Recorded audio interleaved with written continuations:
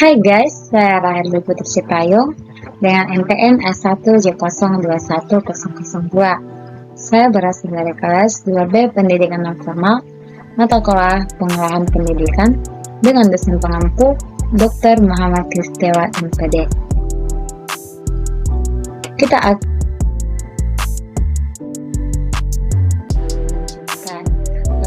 materi kita tentang pengolahan pendidikan, yaitu manajemen pembiayaan saran dan prasaran. Yang pertama kita akan membahas tentang pembiayaan. Konsep pembiayaan pendidik mengumpulkan dana untuk pembiayaan operasional dan mengembangkan pendidik untuk meningkatkan kualitas SDM sehingga mampu bekerja sama di lingkungan lokal, regional, nasional maupun internasional.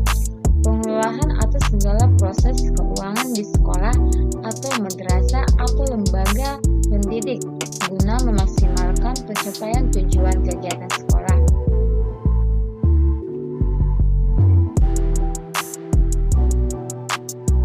Landasan hukum pembiayaan pendidik ada dua dasar. Yang pertama yaitu dasar yuridis.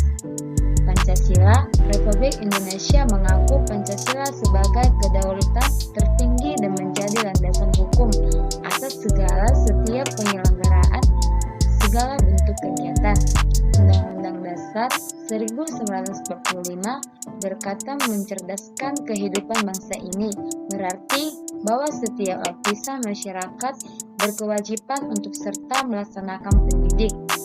Yang ketiga, peraturan perundang-undangan menerima segala berbagai sumber yang dikelola dengan masyarakat.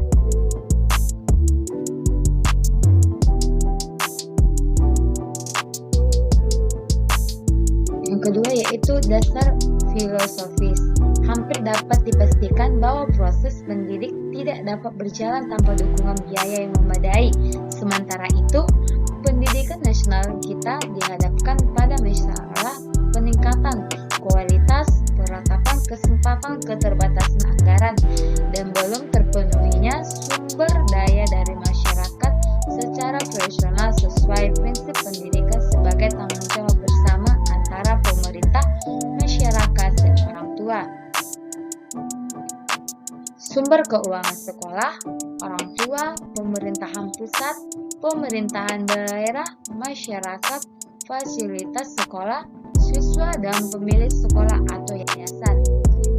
Yang keempat, kategori pembiayaan pendidik. Biaya langsung dan tidak langsung. Berproses dalam produksi pendidikan di mana biaya pendidikan ini secara langsung dapat meningkatkan mutu pendidikan, sedangkan biaya tidak langsung adalah pengeluaran yang tidak secara langsung mendukung proses pendidikan. Biaya masyarakat dan biaya pribadi. Biaya masyarakat dapat dikatakan sebagai biaya publik, sedangkan biaya pribadi adalah biaya yang dikeluarkan.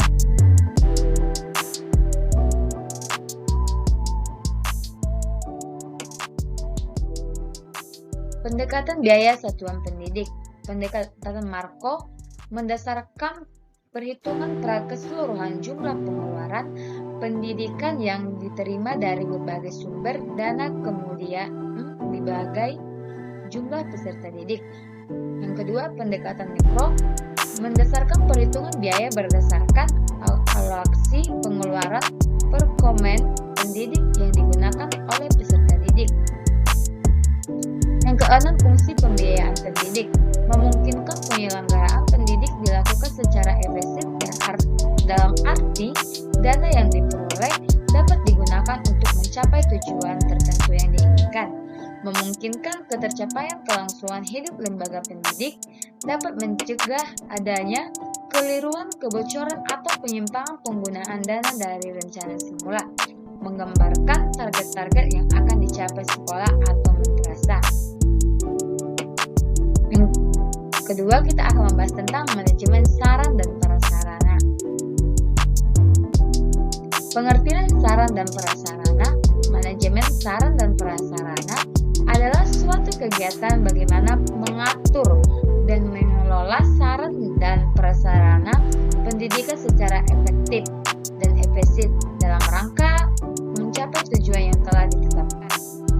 Yang kedua, perencanaan sarana dan prasarana dapat didefinisikan sebagai keseluruhan proses perkiraan secara matang rancangan pembelian, pengadaan, dan distribusi atau pembuatan peralatan dan perlengkapan yang sesuai dengan kebutuhan sekolah. Yang ketiga, tujuan dan manfaat perencanaan sarana dan prasarana. Tujuan adalah agar unsur atau pihak yang terkait dapat memberikan masukan sesuai dengan bidang keahlian. Dalam hal ini, maka unsur-unsur yang perlu melibatkan adalah kepala sekolah, wakil sekolah, guru, kepala taat usaha, dan bendahara, dan serta BP3 atau komponen sekolah. Persyaratan perencanaan sarana dan prasarana. Perencanaan, pengadaan sarana dan prasarana pendidikan persekolahan harus dipandang sebagai bagian integral.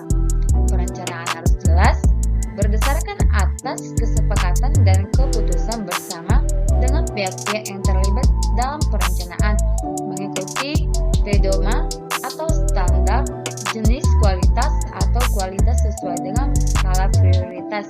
Perencanaan pengadaan sesuai dengan platform anggaran yang disediakan, mengikuti sertakan unsur orang tua murid.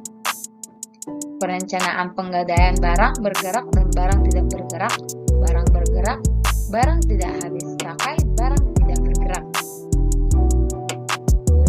Pengadaan syarat dan prasarat. Pengadaan syarat dan prasarat merupakan kepenuhan kebutuhan yang dilakukan dengan cara menukarkan syarat dan prasarat yang dimiliki dengan syarat dan prasarat yang dibutuhkan investasi lain. Metode pengadaan syarat dan prasarat ini dilakukan dengan mempertimbangkan adanya saling menguntungkan di antara kedua belah pihak.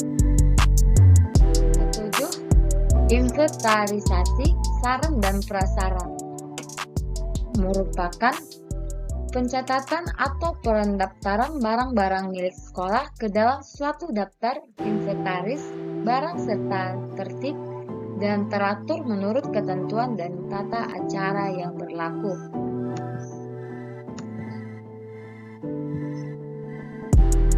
Pemeliharaan syarat dan prasarat untuk mengoptimalkan usia pada peralatan. Hal ini sangat penting terutama jika dilihat dari aspek biaya dari pertanggungjawaban yang berlaku dengan alasan yang dapat dipertanggungjawabkan. Baiklah teman-teman, itulah materi tentang pembiayaan saran dan prasarat. Sekian dan terima kasih.